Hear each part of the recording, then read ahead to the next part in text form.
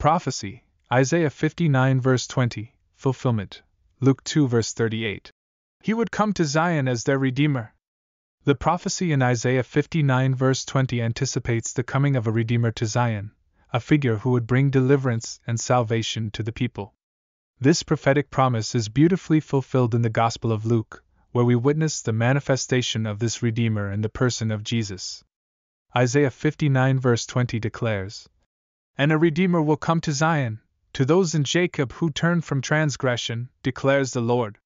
This verse in Isaiah speaks of a future event, where the Redeemer would come to Zion, the spiritual and symbolic heart of Israel, and bring redemption to those who turn away from transgression and sin. Now let's explore the fulfillment in Luke 2 verse 38. Luke 2 verse 38.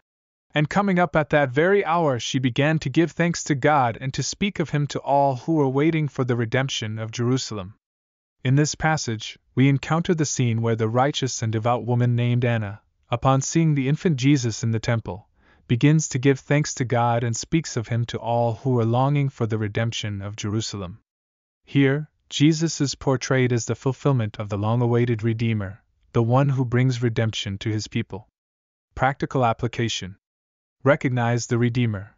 Understand that Jesus is the promised Redeemer, the one who brings salvation and redemption to all who turn away from sin. Turn from transgression. Repentance is key.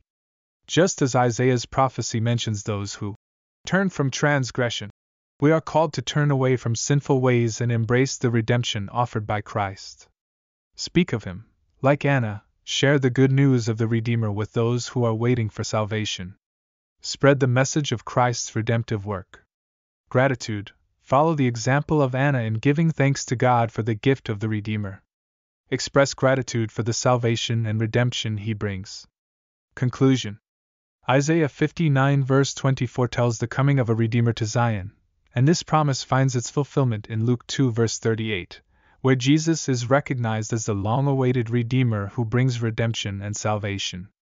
As believers, we embrace this wonderful truth, turning away from sin, speaking of him to others, and expressing gratitude for the redemption he offers.